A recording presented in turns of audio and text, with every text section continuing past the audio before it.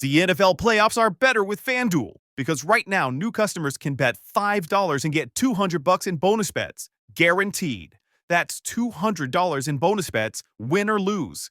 FanDuel, an official sportsbook partner of the NFL. 21 plus and present in select states. First online real money wager only. $5 first deposit required. Bonus issued as non-withdrawable bonus bets which expire 7 days after receipt. Restrictions apply. See terms at sportsbook.fanduel.com. Gambling problem? Call 1-800-GAMBLER. Ampire.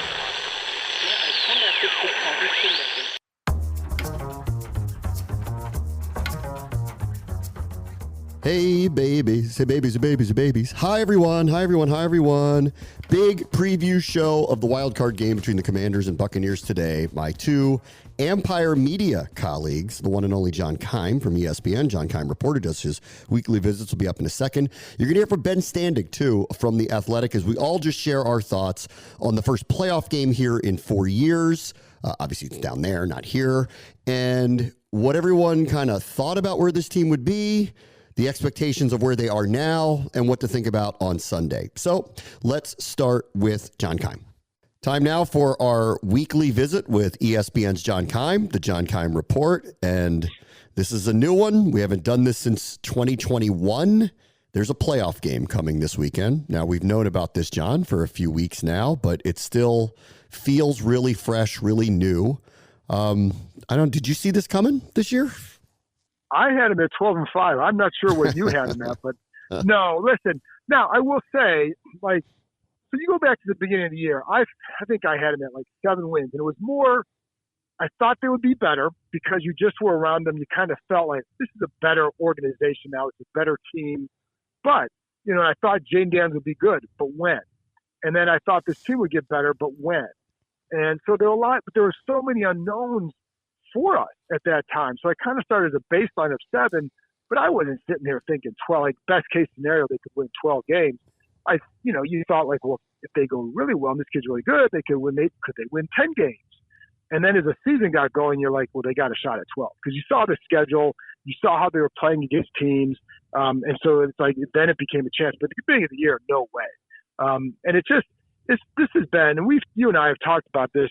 This has to be the most fun season that I've covered in my long tenure here because it was start to finish.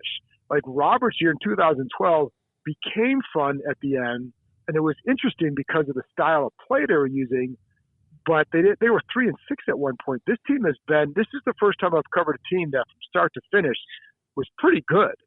And so this has been a unique, very fun experience. All right, well, let me ask you this, because this will come up, and people can spin things any way they want, but they've won on the last play of the game, either a stop in New Orleans, a couple of clutch plays in Dallas, Philadelphia, and then actually saw a clutch play go against them late in the game against Atlanta, but won in overtime anyway. And they obviously they won by a Hail Mary. Will you buy into that in any way, shape, or form that this record is lucky? No, because you have to go make the plays. So, no, I don't look at it at all like that. I think more so the schedule plays into that. But they're not winning on, the Hail Mary was fortunate. Yes. But they still executed it the right way. And they weren't being knuckleheads and taunting the crowd as the play was unfolding. That's just moronic. So, so you can count that play.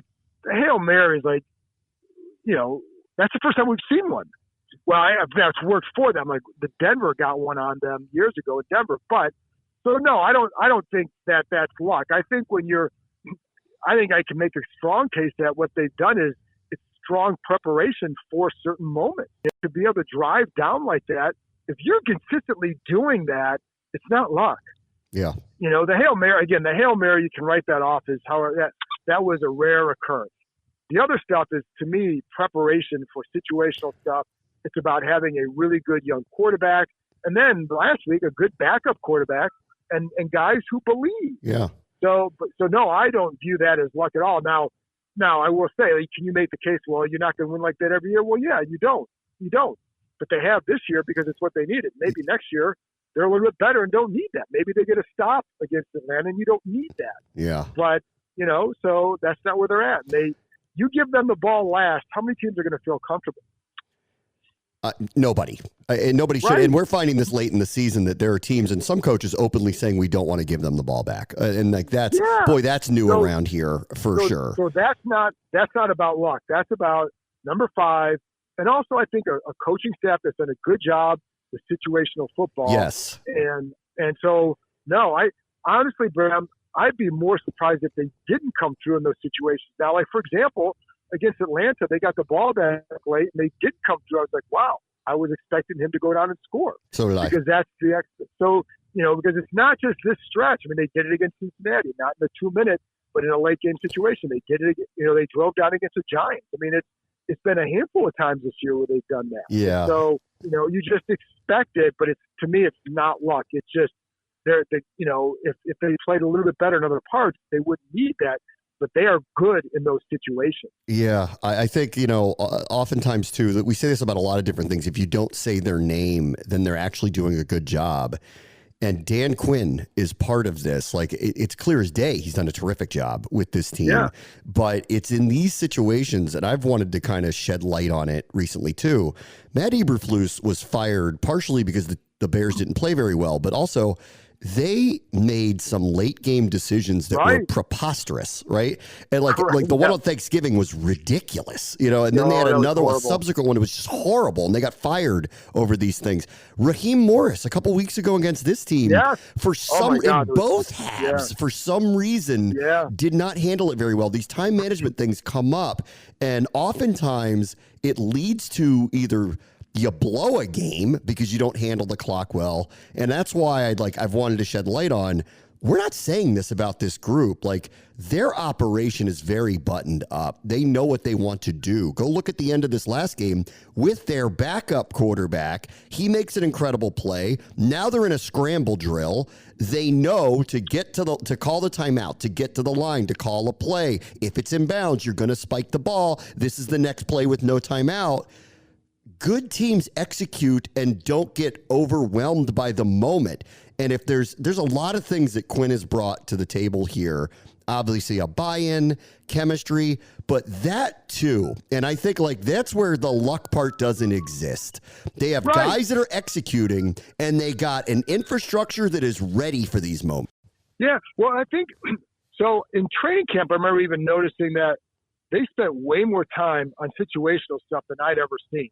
I'm like, am I just seeing it wrong? Because you know how it is. Sometimes new staff comes in, everyone's like, oh my God, they're working on this drill. And then you realize, kind of every coach does that. They just do it in a different way. But I thought, the situational stuff really jumped out to me. And I remember talking to Dan Quinn about this earlier this year about that. And he's like, yeah, he does do a lot more of that. And he had done a lot of it in the past, but he said it's a lot more now.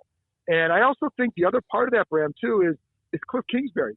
So Austin Eckler told me, they're ultra prepared because they do so many walkthroughs. He said that they do more walkthroughs than any team has ever been on. And so you get to, and he's like, in Colt McCoy, who played for him in Arizona, told me, you almost walk through to death, but you get in those situations, you feel prepared. Yeah. So I think that all helps. And that has been, offensively, it's been the case. Now, they also have a trigger man to make it work in Daniels, and then against Sunday Mariota. That helps because the defense goes over the situations too, and they don't always succeed in them. But I think, sometimes talent does matter a lot of times. But I think they're so ready for that. Terry McLaurin told a couple of us earlier this year that there was a time they're working on the situational stuff, and just kind of like you said, he would put on the clock 20 seconds left. You got to get a field goal. You got to do this, so you have to react accordingly. And after there was one play where McLaurin tried to get extra yards, and he got chastised by Dan Quinn because he said it took too long. You can't do that in this situation. That's the detail that they were going with. And it was only a couple seconds, but it was enough for him to get chastised. Yeah. And so when you have that, I think you become more comfortable working in these spots. And you remember there was a couple years ago, I think it was the Cowboys maybe in a playoff game where somebody they didn't get the ball set right away because the player I can't remember what they did, but instead of just running and putting the ball down, they kind of celebrated or threw the ball or whatever, and let the official go get it. Well, that cost them like 2 seconds. Those 2 seconds can matter. Like, you see these guys getting up, going and running, putting the ball in place when they're that. Like, they know what to do. That's why, like I said, there is zero part of me that would say that anything to do in those late situations is luck. The luck comes, the fortunate part comes when, and I like Raheem Morris, but not calling those timeouts here cost them the game. Yes. Possibly. And Eberflus was completely ridiculous with it. And he did it here too, where he could have called a timeout or, called better alignment. Or it came up in the Hail Mary one when after they gave up the free yardage to McLaurin, and he said that wasn't a big deal. It's the only reason why they had a shot at the Hail Mary. Correct. You have a guy, what kind of answer is that? You have a guy coming off a rib injury, and you're telling me it's not a big deal that he got 15 extra yards? Yeah. Come on. Yeah. So, but the other part of it too is they do have somebody on the headsets who helps with the game management stuff. And so, like, timeouts, all that stuff, they have somebody who's in charge of that. I don't know if the Falcons do. I don't know if the Bears do. I mean, the Bears, they probably played recordings of George Halas on the headsets. I don't know. Like, it's such a crazy place. But here they have somebody on the headset with Quinn in those moments saying, when to take the timeouts, what to do, right? And he obviously ultimately decides. But when you have somebody calling the plays, why wouldn't you have somebody who is efficient or proficient in this area? Like, it can cost you a game, and we can cost you a job. Like, why wouldn't you have these people on your staff helping you with this? Because there's so much to think about as a coach. Why not take one thing away from you? You can decide when to go for it on fourth down. If you don't want to listen to analytics, that's fine. Like, to me, those are momentum in the game situations. But the clock management, I would want someone who knows what the hell they're doing whispering in my ear. You said something to me earlier today that I thought was really interesting. I haven't done this yet. I'm going to. My homework tonight really is actually to watch week 1, which I haven't done this week yet because I've actually been more focused on rewatching our team right now and rewatching Tampa Bay right now because things are very different week to week. Correct. And specifically month to month. And week 1, while I think there's instructive things to take, these are very different teams now that they're playing each other again. But you said in rewatching Jaden Daniels, because I remember walking out and my overarching thing was, I'm not worried about him. There were some, moments, and obviously he ran a lot and vacated the pocket a lot, but I'm not worried about him. But I haven't seen it yet. And you said something to me earlier today where you were like, he actually did kind of look like a rookie in week 1. Yeah. Can you kind of talk about that a little bit? Yeah, so for sure. But I came away from that game thinking the same as you, like, oh, he doesn't look like a rookie. He looks, and the non-rookie part to me was the composure and poise that he showed. And, like, that's something that always jumped out. But that's where he wasn't like a rookie. But then when you go back and watch him, and again, now we see Jaden Daniels after 17 games. So when I went back and watched, what I noticed are a couple of things. One, there are a couple of throws that he passed up that I'm like, okay, he makes that decision quick now, right? He sees it and he goes. He understands the NFL windows a lot better, and that matters. But then the other part was on the scramble. That's where, to me, you really saw it. 7 carries, 77 yards. Okay, that's great. He hurt him on the ground. But Bram, there were like 3 of them. Too often he was putting his eyes down and the ball down 5 to 7 yards behind the line of scrimmage. And, it really jumped out in the rewatch because you haven't really seen it since. But that's where you see things like that. And if he had kept his eyes up on about 3 of those, it would have resulted in some big plays, And so I think like that's where you see some of the evolution of his game. And then again, sometimes the triggering of the throws, like there are some curl routes like, all right, after that game, you're throwing that pass because we've seen it. But in that game, you were a little bit hesitant at times. So you definitely saw that. But it's funny how, again, at the time, it didn't jump out as much. But now when you see how he's evolved, it definitely does. Okay. I don't think he's hurt. But I will say, just off the experience of the rib thing with him, where he also said nothing about it, he was clearly more injured than he ever admitted. And the team, hinted that he was hurt. And then when he finally, weeks later, got over it, he looked like himself again. Right.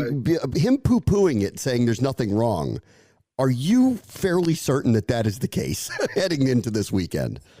Yeah, I can't say that I saw like a pronounced drop in his running on Sunday. There were a couple times he weaved through traffic as well, so that's where I didn't see it there. And so he's pretty adamant. Quinn is pretty adamant. I also, Bram, and nobody's told me this, so this is just my own trying to piece it together. Guess where the Cowboys were getting upfield, and they were very aggressive. And I think for Quinn, it's like, let me find a reason to get him out and make sure that he's there for the next week.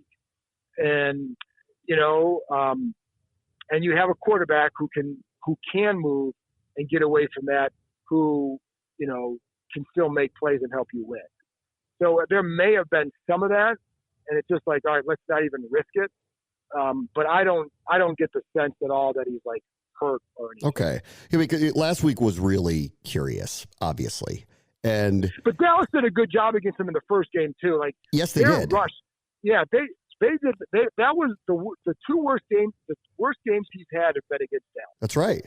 It turned out to be a bad matchup for them. I don't know particularly why. In fact, like I remember in the first one, they like knew where he was going to escape and run to and had people waiting on the corners. So like Zimmer was on to this offense. Like of all the people who have tried to defend him, he was the one that had the most success against this guy. Yeah. The one thing I say, like in the first game where I thought he had success was on the scramble, because Dallas gave that up a lot this year. But, on some of the zone reads, they did a pretty good job. I thought they could fool Micah, but it's more so the pressure that's put on him was I thought that, and the pressure got to him. And you can credit, like, I thought without Overshawn in there, the linebacker, that it would be different because, like, he and Micah Parsons were really good in that first game against him. Well, it turns out Micah Parsons is enough. So, I think, like, that makes a big difference. Like, the quick pressure, I think, makes a difference. And, but you're right. Like, I think in the past game, they really got to him. But the other problem is, too, in those games, like they're not running the ball well. And so it's putting him in pass situations all the time. And you know what I mean? So I think like they know it. They have some good pass rushers, notably one in particular, and makes a difference. Yeah. But it is surprising because it's not like, that has been a good defense, but I'm surprised at what they've done with him, but the pressure has mattered. Yeah, I agree. And it's funny. I was on the pregame show with the Dallas, in the broadcast booth the other day, and they were asking, like, dealing with Micah Parsons. And I go, don't you just ask everybody this every week, how they're going to deal with him? Yeah. Like, in my opinion, he's the most disruptive front player in the NFL. Like, we're not the only ones that have a problem with this guy. Everybody does. Anyway, all right. Let me ask another thing here. So this is a top 5 rush offense. Outside of the unscripted stuff, the yards would be way down here, and the yards per carry would be way down here. What do you think happened? Like, what is going on with the run game right now? I don't know. And it's been bad. Since that Tennessee game, it's been bad for the backs. Now, you have to include Jim in that because he does run the ball. The problem is you need to be able to get that 3 and 4 yards on first down on your little counter plays, right? The gap tackle scheme, the gap scheme runs, et cetera, and they're not. And so when I've watched it, I'll be honest, like I don't think the blocking has been very good, and I've been surprised by that because I felt like most of the year that was the strength of this group. And I don't know if it's getting worn down. I don't know if it's like maybe is it not? If you still need to add more pieces there in the future, I think that's part of it. Yeah. But then I also think. There are a couple times last week where I felt like Robinson, maybe he makes a cut. Like if you stay straight, you get 4 yards. You make the cut and you lose, you gain 1. You know what I mean? And like is there some unnecessary bouncing at times? The other part of it is there are times I'll see like Saquon Barkley can get you out of any hole, right? At times, not every time, but you see him get out of like situations. I love B-Rob, but he's not Saquon Barkley. I'm not. I'm not even going to compare it. But my point, I guess I would say this: that's not what he does. Now I will say, like he had a 3-yard run the other day, which like that's a hell of a run. Yes. Because you should have lost 2. So I go back to, I don't know there. And then I think, then at times, then you can look at like, okay, do you have this kind of back? Well, no, you don't. And is that his fault? Well, no, like, but you don't have that. And so I think it's a little bit surprising though, because I felt like they were running well. And the other part too, Bram, like a lot of the stuff they've run well, when they have their better runs the other day, it's a receiver, an end around. It's, Mariota, 33 yards in the zone read. It's things like that that's a little bit more not gimmicky, but not just straight runs, right? Yeah. And, like that's something that we haven't seen from them in a while. And I think it hurts them because I think it's part of the reason why they've dug themselves some holes the last 3 weeks. What I haven't quite figured out, and I think what they were great at early in the season were these drive starters where they would get, and most of it was with the run game, where they would get into these 2nd and 6, 2nd and 5s, and then they immediately go up tempo. And in fact, last week when they played Dallas, Mariota went up tempo with them when they had good drive starters, and that's where they become extraordinarily dangerous.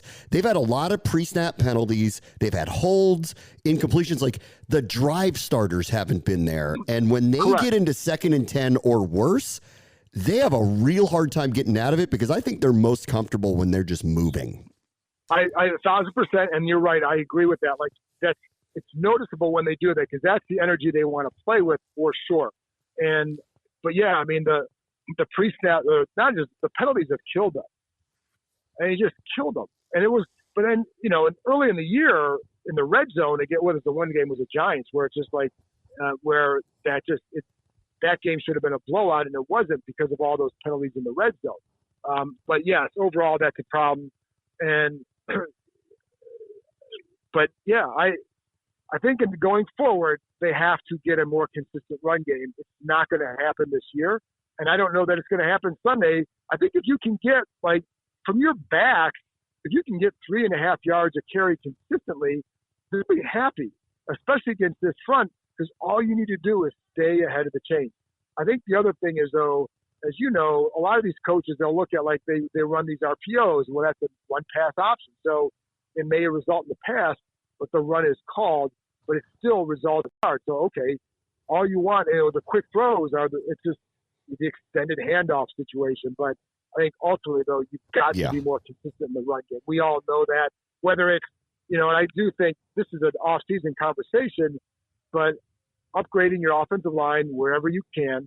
And I would be all for that. Now, I'm not even pointing at anybody in particular, but I'm going to look at it like, can you upgrade over player X? If the answer is yes, then go do it and create more competition, right? So that would help. And I think, do you re-sign Brian Robinson? You try and look for a guy in the draft. That's just something that you have to decide too. But right now, I think I think it's cut out the penalties that would help. And then maybe you start to throw a little bit more on early downs than they have been, just to get those 5-6 yards and get going. Yeah. All right. Last thing. It's funny you brought up like off season. I've refused to think about it because I've done this every year in my professional life. I've started thinking about the off season so early. And this is the one time where I'm like, I really don't know how this is going to end. Yeah. I'm enjoying it. I'm staying in it. I'm going week by week and I'm focusing on Tampa Bay. So with that being the case, what do you think needs to happen for them to win on Sunday night? So you got to get off to a good start offensively. And because Tampa can score. That's not necessarily a knock on this defense. I think Tampa has a really good offense, and that they're dangerous there. They're very balanced. And this defense does not do well against the run. And that leads to, could lead to some issues. But I think to offset that, you've got to have a good start on offense, period. And if they can do that, then you can match or put pressure on Tampa to match. And I think that, to me, is a big key. Defensively, you've got to – the most disappointing thing with the defense is the lack of turnovers. Yeah, because all they've had, that's all they've talked about. Every week, every month, they're like, ball is life. We're going to get the ball. That's the one thing that they said they were going to do that has not happened this year. Right. And I get they play physical. They play hard. I think you're getting a lot out of what you have on that defense. I don't think it's the most talented defense we've ever seen, but I do think they do a lot of things well. but they have to.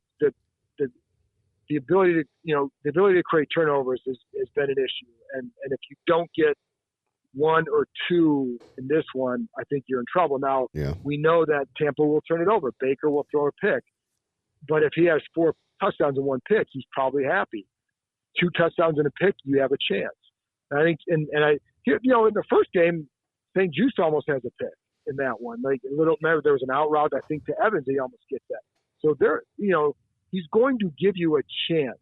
And I think, the one good thing for them, we've talked a lot about Jaden, how different he is. When you watch the coverage in that game, Bram, you'll see a big difference. Not that there are now some all-world secondary, but there were multiple coverage mistakes. Yeah. And Sam still looked every bit a rookie in that game. Yeah, he got caught on a touchdown in that game. He got caught. And there were a couple times where he was involved in a situation where he or someone else is wrong here because this guy shouldn't be. And I think a couple times it was him where you didn't read it right or you had you didn't play it right. They're much better at that, and he is much better at that. So I think so you could put yourself in a better position to make it harder on Mayfield to stick it in there. And so can you get that? But I think faster starts on offense and create a turnover or 2 on defense, and then it's hey, maybe it comes down to the end of the game with the ball in their hands, and who wouldn't take their chances with Jaden Daniels at the end like that. No, I think the shocker of all shockers is if they ended up getting in that scenario and didn't come through, it would be a surprise this year, the way things have gone. So I fully agree with that. And it's amazing that after, it didn't take long to have that level of confidence in what Jaden Daniels can do in this offense. It's not just one guy, as we saw Sunday. It was Mariota, but it's the offense, it's the play calling. I think Kingsbury does a really good job of creating spots for anybody to make a play. But Jaden Daniels makes it work, and there's no team in the league that wants to see him with the ball at the end of the game down by a score. That's right. All right. I will. I think I'll see you in Tampa. Good luck with the weather and the planes and all that stuff. I look forward to it. First playoff game in 4 years. I'm psyched. All right, John. Thanks so much. Should be fun. Thanks, Bram.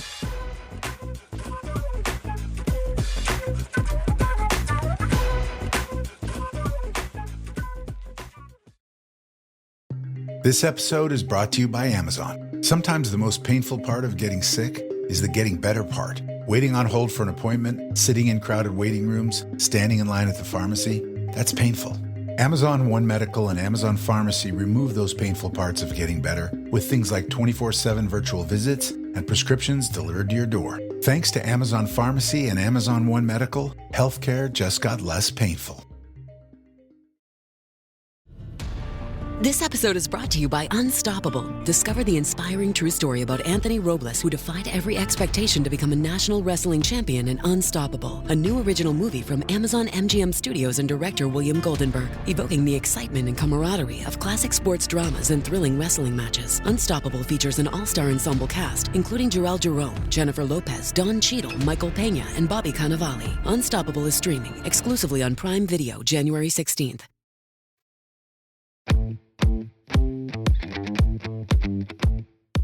Let me welcome in Ben Standig from The Athletic, fine host of the Last Man Standing podcast. Here we are, getting ready for a playoff game, Ben. Can you believe it? Would you believe it if I told you that in the summer?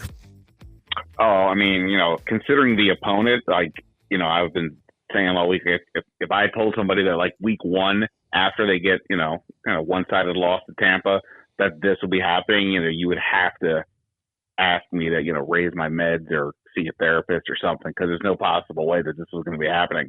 And yet here we are. Here we are. All right. So they've won each of their last 4 games on the last play or last real play of the game.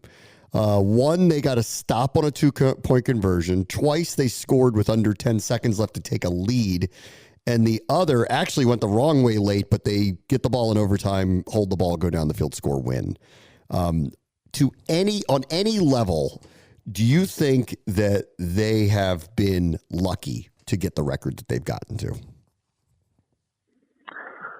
I mean, I think I have to say yes to an extent. I mean, what impressed me so much most of the year was, okay, sure, they were losing to the Ravens and the Steelers and the Eagles, and and kind of showing maybe they're a notch below, but they were destroying all the bad teams that they were facing, the Panthers, the Browns, and so on.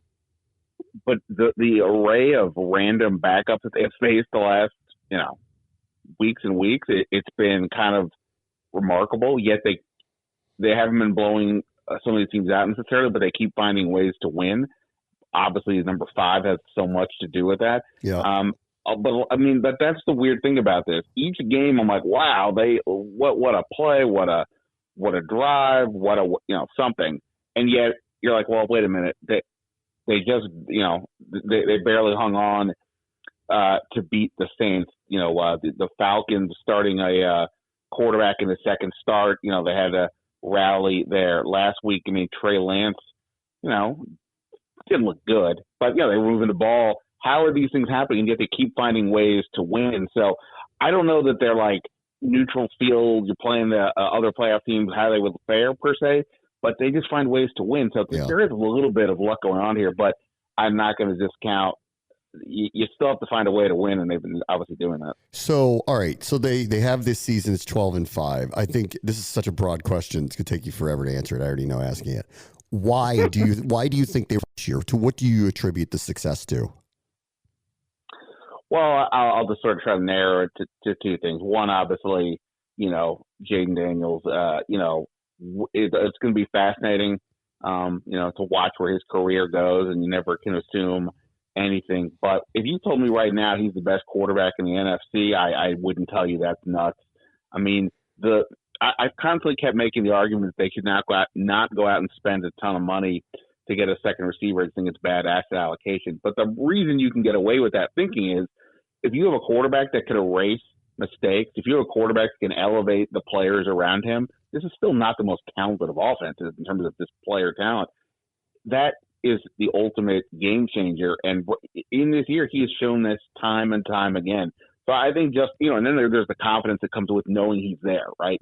So for the team, they've talked about that. So I think that's one. Number two, and I guess just to mention my own story that I had up today in The Athletic, obviously Adam Peters and Dan Quinn get a ton of credit for everything that's happening here, from the culture change, the sort of this competitive mindset. But I think, look, Adam Peters has been a guy that's been patiently waiting for his turn.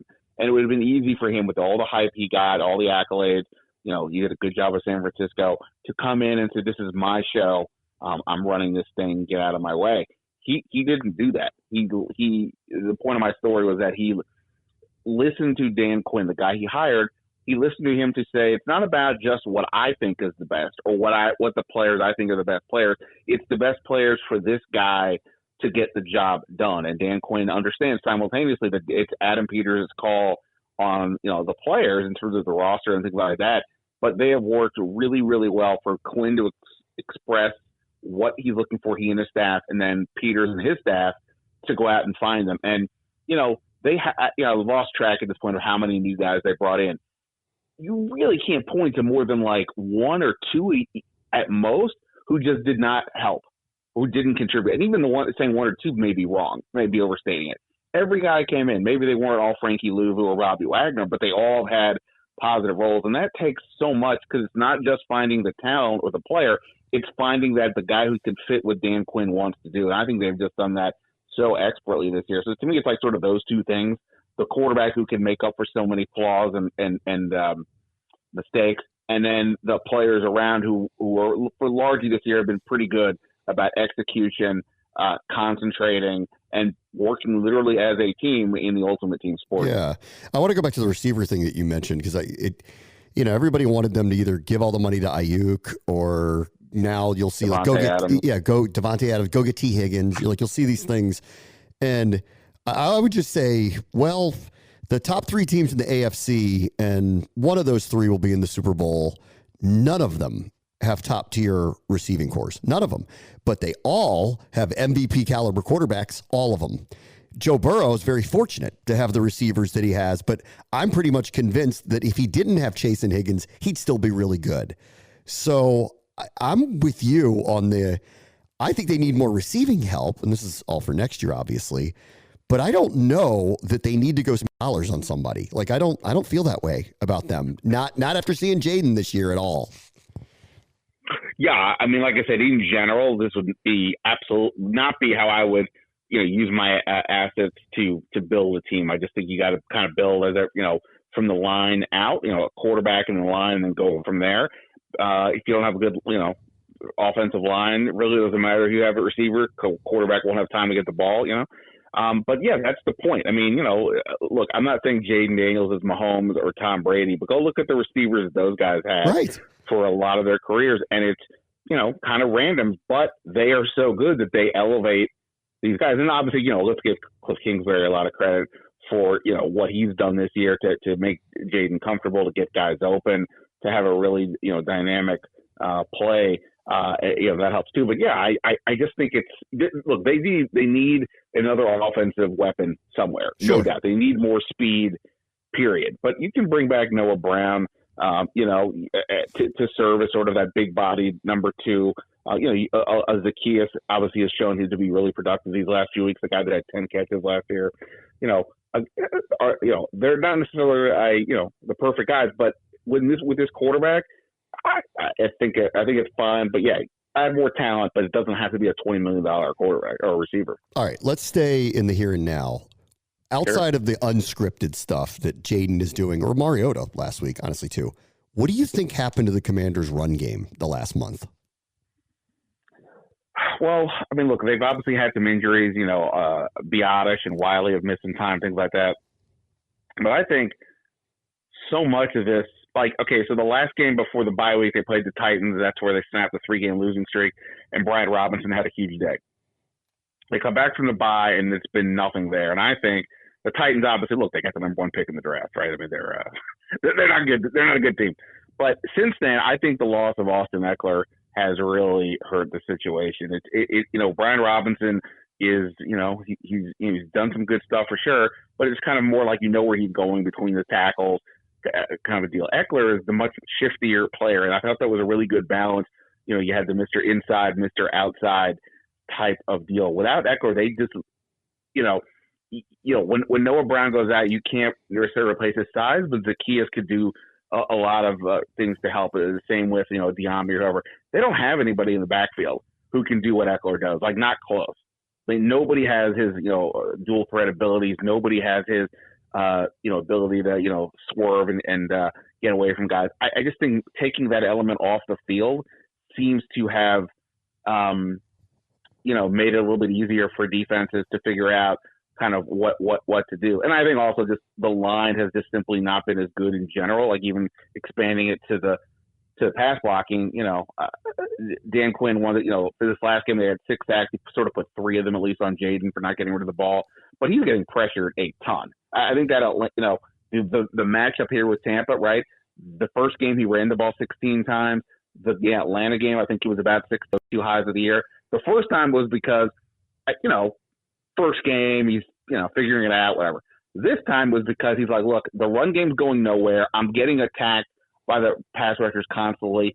They weren't getting the ball to Terry. Great that game. He said, I'm taking over, and he did so by running and all that. I just think that, the combination of, like I said, no Eckler and the line just not being as productive as it had been, I think is really derailed this thing. Okay. Other side of the ball, I wonder just your general takeaway on their defense, because the rush defense is what it is. It's bottom 5, in the NFL. The pass defense, I think the ranking's deceiving. They're top 5 against the pass. It doesn't feel that way, but they are. Overall, what is just your general sense of how strong they are on that side of the ball? Well, again, it goes back to, they have not faced a lot of good quarterbacks. I mean, the last good quarterback they have faced that they beat, I would say, was Kyler Murray in week 4. So obviously that's a huge deal. They've done a good job of keeping the plays in front of them.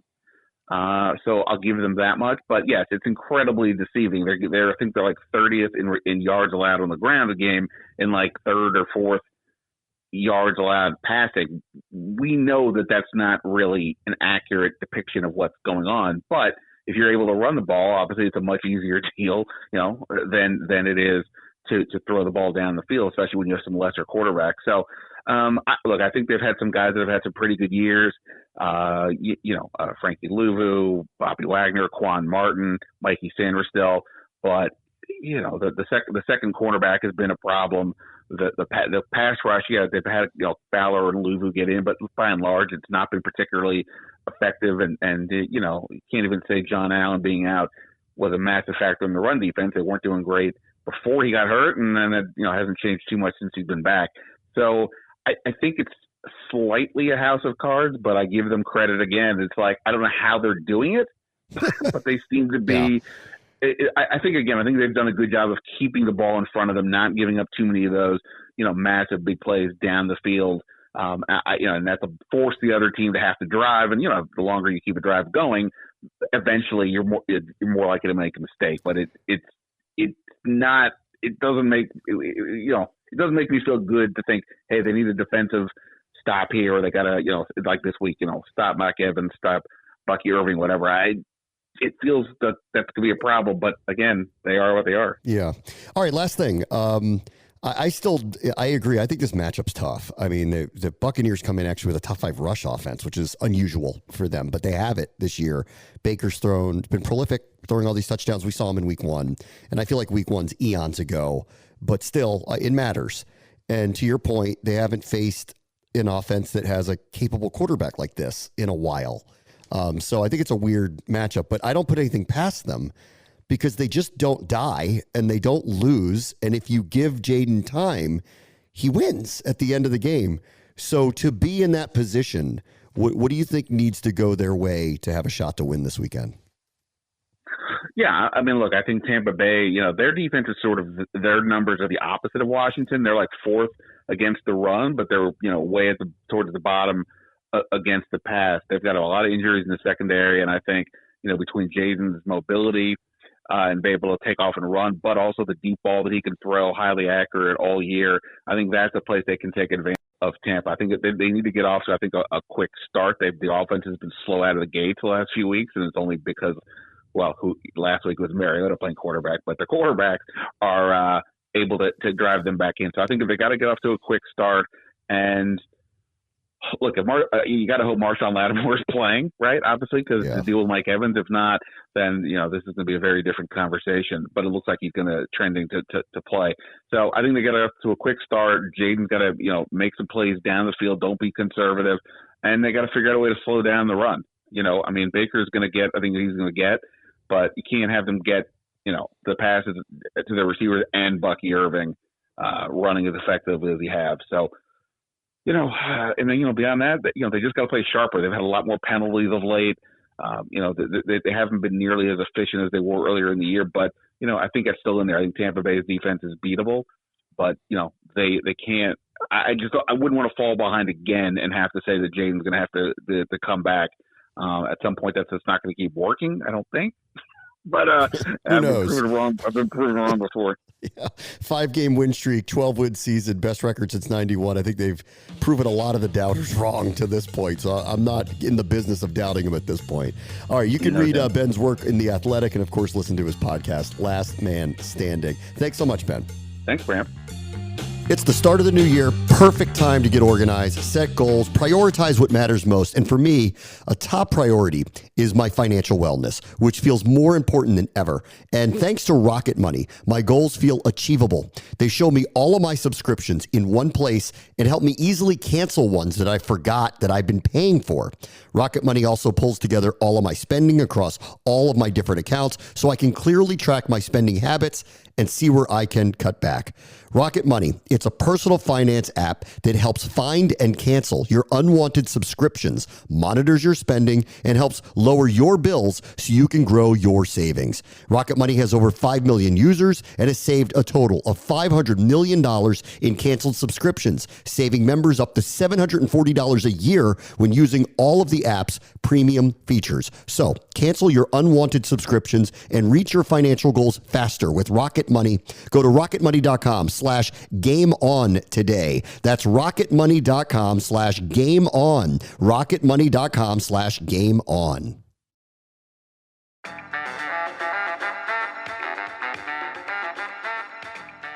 All right, welcome back. Let me just spend a few minutes on what is going on with the Raiders right now. So Callow and I were talking about this yesterday a little bit when the news came out that Antonio Pierce was fired and they're going to be looking for a new head coach. And obviously Tom Brady is now a minority owner of the team. And there was reporting that he's already reached out to Bill Belichick in an attempt to get him to dump North Carolina and come back to the NFL, which, you know, I guess maybe that might be overstating it, but at least gauging his interest, whether he would be willing to do that or not.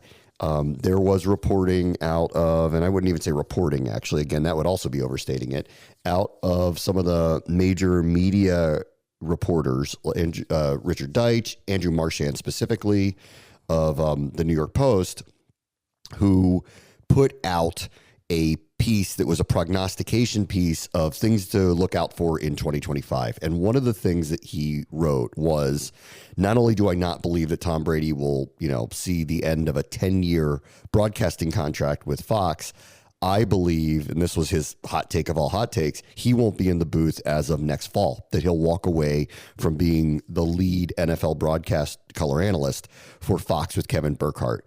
For Fox, that might end up being a relief. They could move Greg Olsen right back in with Kevin Burkhardt. That was a great team. Greg did a couple of our games with Joe Davis, did obviously a terrific job with him too, but it would just be easy to slide him back into the number one seat. Joe Davis will get a new number two analyst, and so on and so on, and all's well that ends well with that if it were to go that way.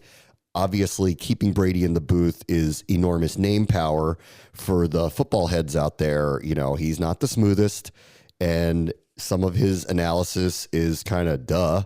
And there hasn't been anything that's kind of been earth-shattering or game-changing about the job that he's done. So they're prognosticating that because of all those reasons, he'll just walk from this, focus more on being an owner of the Raiders and all the other business interests that he has, because he doesn't want to do something that he's not great at. And I would agree that while I think the criticism of him has been a little harsh, he's not great at it. And some people grow into the role and others walk right in, like Tony Romo, John Gruden, and do just a tremendous job.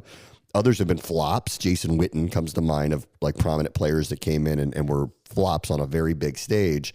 It might have served Brady well to do a year on lower tier games, in hindsight, but why would you hire him to be on the sixth team calling the game of the two teams that aren't, heading towards the playoffs? But I guess, hindsight is 2020, whatever. Came out that Bill Belichick is not interested in going back to the NFL this year, that he will stay at North Carolina for a year. He's been out recruiting and he wants to do this and he wants to stay there. And I'm going to go with what Cliff Kingsbury said at one of his press conferences a few weeks ago when it was announced that Bill Belichick was going to North Carolina in the first place. And he said, I'll believe it when I see it, when he actually coaches a college game. Would he actually turn his back on the school, even though he has a pretty easy out in his contract? I don't necessarily believe that. Would he do it for the Raiders? I don't necessarily believe that. Would he do it and work for Brady on some level? I kind of don't see that. If the Raiders had drafted Drake May or Jaden Daniels or Michael Penix for that matter, maybe he would have some kind of consideration for something like that, but I don't buy it. And I actually believe that he will coach at Carolina for a year. And then we'll see what happens after that. And we'll see what level of interest is in him after that. And we'll see what jobs are available after that. The one that gets me, and I think probably would have been of interest to him, would have been the Giants if they were willing to clean house again and basically let him take over. Because of his affinity for the organization, for the high draft pick, they could go get a quarterback, probably compel a veteran to come in as a stopgap if they really had to. There are pieces on that roster that are very good. Brian Burns, Malik Neighbors is a stud. Kayvon Thibodeau, probably in the right system, ends up being a very effective player. It's not like the cupboard's completely bare. I don't love their roster. I'm surprised at the decisions that they made. Knowing his affinity for the Northeast, I'm a touch surprised. And for that organization and the Mara family, I'm a little surprised that they didn't go, you know what, if he's interested in us, why don't we just bring him in here and let him reshape the organization and get us going in a different direction again? Because they are willing to allow the people that they hire to empower them to do their jobs. That's been obvious if you watched Hard Knocks last year. The decisions being made aren't working out on or off the field at this point, but they're not going to do that. So where does it go from here? I believe that Belichick's staying where he is. On Brady, I don't know. Like I'm with the hot take opinion that I would almost bet that Fox doesn't care if he walks away from this contract. It's a lot of money, or they lessen it significantly to the point where he does either appearances or, meets the sponsors or does the Tom Brady, the GOAT stuff that might not be as high profile in the booth. Are there other ways they could work this out and lessen the financial impact of what they're paying him? I would buy that happens. Burkhardt and Olsen were an outstanding team together. So I wouldn't be surprised if there are some people in their headquarters wondering if they could just get those two back together because they had a good thing going. While Olsen may not have Tom Brady's name, his ability on the air was as good as anybody's in the sport right now. So we'll see where it goes from here. One little quick thing. I have a lot of family in California, a lot of friends in California. My wife is from California, and my brother lives in California. We have a lot of extended family in California. To all of them out there, man, I'm feeling for you. I hope everybody ends up, that I don't even know what to say about what's going on out there. It looks apocalyptic. And we love you guys. And this is just horrible to watch from afar.